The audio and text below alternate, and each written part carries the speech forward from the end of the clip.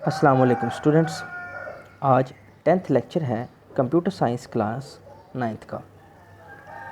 Previous lecture में हमने पढ़ा था प्लानिंग अ सॉल्यूशन के बारे में कि एक सॉल्यूशन को प्लान किया जाता है उसको समझने के बाद, जिसमें डिफरेंट स्ट्रेटजीज थी, टेक्निक्स थी, divide and conquer, guess, check and improve, act it out and prototype. उसके बाद हमने पढ़ा था डिफाइन कैंडिडेट सॉल्यूशन कि एक अनप्लान सॉल्यूशन क्या है और इसको कैसे फाइंड आउट किया जाता है।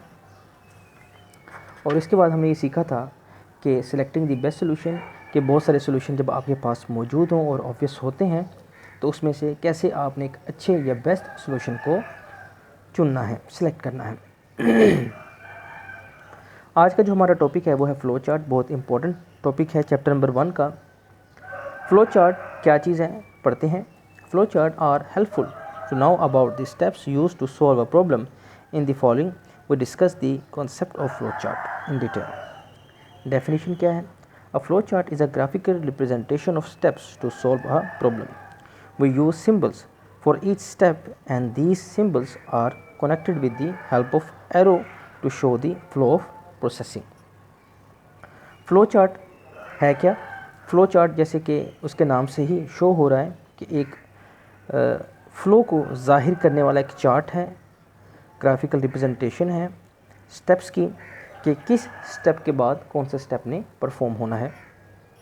इसको हम बोलते हैं फ़्लो चार्ट। इसकी एक सादा सी एग्जांपल भी साथ दी है जिसको हम बाद में पढ़ेंगे, लेकिन इस इमेज को आप देख के समझ सकते हैं कि कैसे एक एरोज़ की मदद से फ़्लो चल रहा है पहले स्टेप से बाकी की तरफ और कहाँ पर ये अख्ताम हो रहा है। और चार्ट का नाम इसे इसलिए दिया गया है क्योंकि इसमें हम स्टेप्स को ग्राफिकली डिफरेंट सिंबल्स के थ्रू प्रेजेंट करते हैं। दोबारा डेफिनेशन पढ़ देता हूँ मैं इसकी। A flow chart is a graphical representation of the steps to solve a particular problem. वो use symbols for each step. हम हर सिंबल को या बहुत सारे सिंबल को यूज़ करते हैं हर स्टेप के लिए। And the symbols are connected with the help of arrows to show the flow of processing. इसके ज़रिए एक तो हम डिफरेंट स्टेप्स को शो करते हैं और जो इसका मेन मकसद है वो फ़्लो को डिफ़ाइन करना कि किस स्टेप के बाद दूसरे स्टेप ने किस तरतीब से परफॉर्म होना है। Figure 1.6 shows a flow chart for the simple problem of wearing shoes with socks. It shows that not only the steps are important but also the order to complete a process. इसमें जो main चीज़ हमें बताई जा रही है वो ये है कि सिर्फ प्रोसेस का होना ज़रूरी नहीं है बल्कि उसके एक ख़ास ऑर्डर का होना भी ज़रूरी है, क्योंकि ऑर्डर की मदद से हम बहुत अच्छे तरीके से किसी भी प्रॉब्लम के सलूशन तक पहुंच सकते हैं। इसके बाद पेज नंबर 7 पे है a flow chart is use to visually communicate the steps in a process. हम प्रोसेस में जो स्टेप्स यूज़ किए जा रहे हैं उनको विजुअली कम्युनिकेट करते हैं, विजुअली उसको जो है वो समझने की या उनसे डाटा को अखज़ करने की कोशिश करते हैं। इसके बाद जो हमारे पास नेक्स्ट है importance of flow chart in problem solving. Problem solving में फ्लो चार्ट की इम्पोर्टेंस या अहमियत क्या है। In problem solving flow chart can be use to plan a solution. Flow chart को हम सोल्यूशन की प्लानिंग में इस्तेमाल करते हैं। If a flow chart is already there, अगर एक फ्लो चार्ट वहाँ मौजूद है, we can quickly understand the way a problem is solve. तो आप उसकी मदद से ये बहुत आसानी से समझ सकते हैं कि प्रॉब्लम किस तरीके से हल हो रहा है। एक तो इसमें स्टेप्स होंगे और दूसरा क्या है कि इन स्टेप्स की तरतीब भी बहुत अच्छे तरीके से आपको समझाई जा रही होगी। It is more effective to visualize a solution graphically than a text. और ये भी बात सादा सी है कि किसी भी प्रॉब्लम को या किसी भी स्टेप को या किसी भी चीज़ को विजुअली तौर पर समझना आसान है बनिस्बत उसके टेक्स्ट के ज़रिए। A graphical representation also makes it effective to verify whether a solution is correct or not. और ग्राफिकली आप ये बहुत आसानी से और जल्दी से अखज़ कर सकते हैं कि वो जो सलूशन है वो सही है या नहीं। It is also a good way to communicate the solution of a problem to other people. और आप इसको दूसरे लोगों के साथ भी बड़े अच्छे तरीके से कम्युनिकेट या डिस्कस कर सकते हैं या उसको समझा सकते हैं।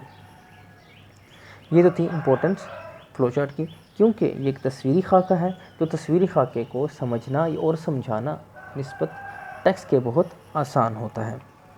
इसके बाद जो हमारे पास नेक्स्ट है, determining requirements of a flow chart, कि फ्लो चार्ट की क्या रिक्वायरमेंट्स हैं, क्या उसके एस्पेक्ट्स हैं जिनको हम यूज़ करते हैं to create a flow chart. In a flow chart we use input output decision making and processing symbol. These concepts are described in the following. Input means taking data from a user, processing it and give some output as shown in figure 1.7. Flow chart में जो चीज़ें इस्तेमाल हो रही होती हैं वो input है, आउटपुट है, डिसीजन मेकिंग और प्रोसेसिंग जो नॉर्मली इसमें इस्तेमाल होती हैं। उसके बाद ये भी बताया गया है कि इनपुट क्या है। जब हम इनपुट डाटा लेते हैं तो वो इनपुट है, हम उनको प्रोसेस करते हैं और जब उसका आंसर आता है तो वो क्या कहलाता है, आउटपुट, जिसको फिगर 1.7 में अच्छे तरीके से डिस्क्राइब किया गया है। इसके बाद नीचे दोबारा से हेडिंग मौजूद है हमारे पास, इनपुट, उसको भी समझ लेते हैं। समझाया भी अभी आपको कि जो डाटा हम अपने डिवाइस को, कंप्यूटर को या किसी भी सिस्टम को दे रहे होते हैं तो वो क्या कहलाती है उसके लिए, input. Input means taking data from the user से डाटा लेना। It is important to know how many and what type of inputs are required. ये भी ज़रूरी है कि आपको पता हो कि कितनी तरह के और कौन कौन सी किस्म के और कितने जो इनपुट्स हैं या जो डाटा है वो रिक्वायर है। ठीक है, आप जो डाटा दे रहे होंगे अपने सिस्टम को वो क्या कहलाएगा, इनपुट। फिर है हमारे पास processing. A flow chart also contain processing steps. Processing का जो लफ्ज़ी मतलब होता है वो होता है काम करना।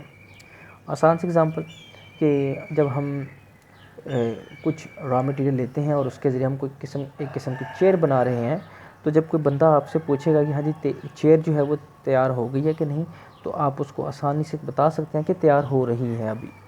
ठीक है, उसका मतलब क्या है कि वो प्रोसेसिंग है, उसके ऊपर काम हो रहा है।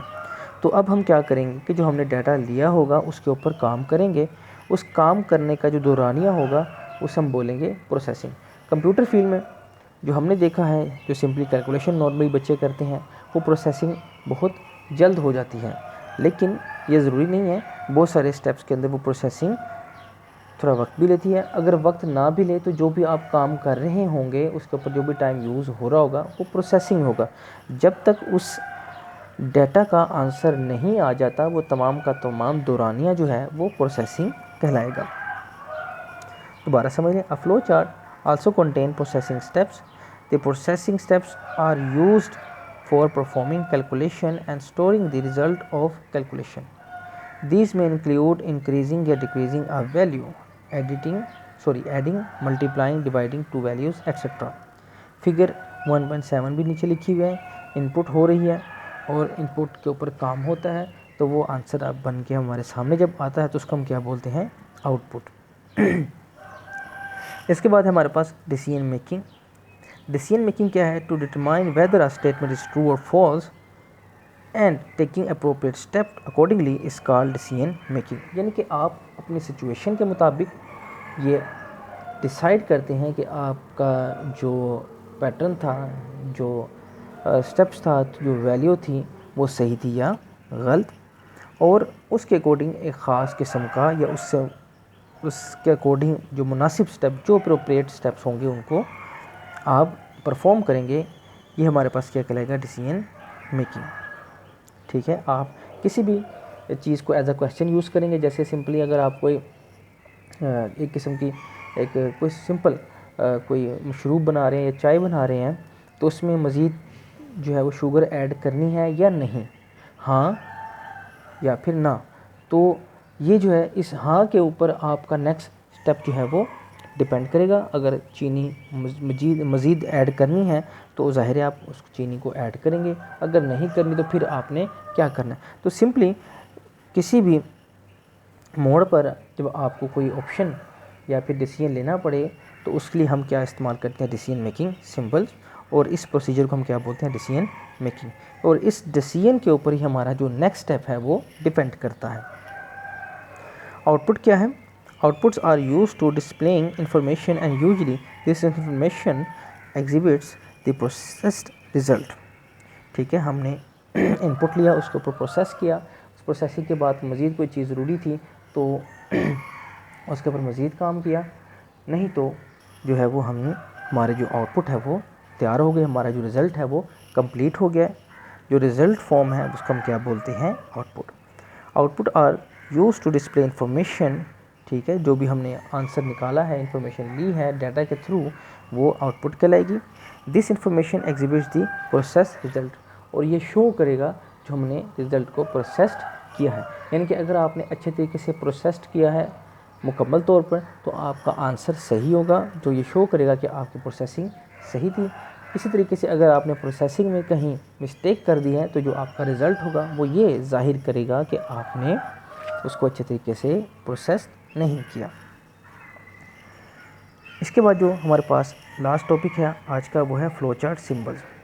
फ़्लो चार्ट क्योंकि ग्राफिकली एक पैटर्न है जिसमें सिंबल्स को इस्तेमाल किया जा रहा है, और ये भी बताया गया था कि ये सिंबल का मकसद क्या होता है, एक स्टेप को शो करना। अब स्टेप्स में जो है वो डिफरेंट कैटेगरीज़ हैं, जैसे इनपुट हमने पढ़ा, आउटपुट, तो इसलिए इनके लिए अलग अलग किस्म की सिंबल्स यूज़ होंगी। पेज नंबर 7 लास्ट पे लिखा हुआ है, flow chart explain a process clearly through symbols and text, they use special shape to represent different type of action और स्टेप्स इन अ प्रोसेस। मैंने भी आपको ये बताया कि मुख्तलिफ़ किस्म के स्टेप्स हैं और उनको शो करने के लिए मुख्तलिफ़ किस्म की सिंबल यूज़ की गई हैं। Lines arrows shows the flow of the step. Table 1.1 shows some of the most widely use symbol in flow chart. Page number 8 पे इनकी सिंबल्स वाज़ेह तौर पर मेंशन की गई हैं, जिसको हम अभी रीड आउट करते हैं। सबसे जो पहली हमारे पास जो सिंबल है वो है एरो, जिसको नाम दिया गया है फ्लो लाइन का। इस एरो का, इस फ्लो लाइन का मकसद क्या होता है, क्योंकि हमने पढ़ा था फ्लो चार्ट की डेफिनेशन में कि स्टेप्स के साथ साथ स्टेप के फ़्लो को भी शो करता है, क्योंकि जितना स्टेप के बारे में जानना ज़रूरी है उतना ही ये जानना भी ज़रूरी है कि ये स्टेप कब परफॉर्म किया जाएगा, किस स्टेप से पहले परफॉर्म किया जाएगा या किस स्टेप के बाद परफॉर्म किया जाएगा। ठीक है, इस तरह बहुत सारे स्टेप्स हैं जिसमें अगर आप गड़बड़ कर देते हैं, उनकी तरतीब को हिला देते हैं, तो वो तमाम का तमाम आपका जो प्रोसीजर है वो ख़राब हो जाता है। इसकी डिस्क्रिप्शन क्या है फ्लो लाइन की, it is used to determine the flow of steps in a flow chart. ये एक फ्लो चार्ट के अंदर जो स्टेप्स की तरतीब है उसको ज़ाहिर करता है। इसी तरीके से हमारे पास जो नेक्स्ट है वो है ओवल सिंबल, जिसको टर्मिनल का नाम दिया गया है। It indicate start and end of a flow chart. ये एक एज है हमारे फ्लो चार्ट का, जो ये शो करेगा कि हमारा फ्लो चार्ट शुरू हो रहा है, स्टार्टिंग, और लास्ट पे ये जो सिंबल है वो ये शो करेगी कि हमारा फ्लो चार्ट जो है वो कंप्लीट हो गया है, लास्ट हो गया है। स्टार्ट क्या चीज़ है, स्टार्ट भी हमारे पास एक लॉजिकल स्टेप है जो ये बताता है कि हमने इस प्रोसीजर को स्टार्ट करना है। जैसे सिंपली अगर आप एक गाड़ी को स्टार्ट करना चाह रहे हैं तो किन चीज़ों का होना ज़रूरी है, वो चीज़ों का मुकम्मल होना, आपके पास होना, वो शो करे कंप्लीट लॉजिकल स्टार्ट को। जैसे आपके पास उस कार की, उस गाड़ी की चाबी है, उस गाड़ी में फ्यूल है, वो कहाँ खड़ी है, तो फिर ही इन चीज़ों को मद्देनज़र रख के आप उस कार को स्टार्ट करेंगे। इसी तरीके से अगर आप कोई आप रेसिपी के बारे में देख लेते हैं, तो रेसिपी में स्टेप्स में यही होता है कि आपने फ़लाँ चीज़ बर्तन में डालनी है, उसको इतने मिनट बॉयल करना है, लेकिन उस लॉजिकल स्टार्ट में अगर आप देखा जाए तो उन दोनों चीज़ों का आपके पास होना ज़रूरी है। जैसे आपने किसी भी टीवी शो में देखा होगा कि वो जब आपको रेसिपी बता रहे होते हैं तो उनकी तमाम की तमाम चीज़ें डिफरेंट जो है वो पोर्ट्स के अंदर पहले से पड़ी होती हैं।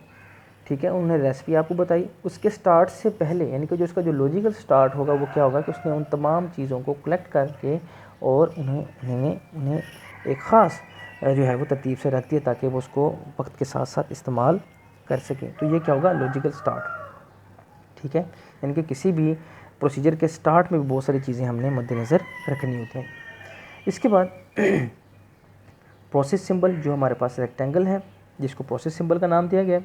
It represent operation to change values. इसमें हम वैल्यूज़ को चेंज भी करते हैं, डिफरेंट फार्मूलाज इस्तेमाल करते हैं। ज़ाहिर है फार्मूला जब इस्तेमाल होगा तो एक नई वैल्यू आएगी, एक नया आंसर आएगा, जिसको यहाँ पे उसने लिखा है चेंज वैल्यूज़।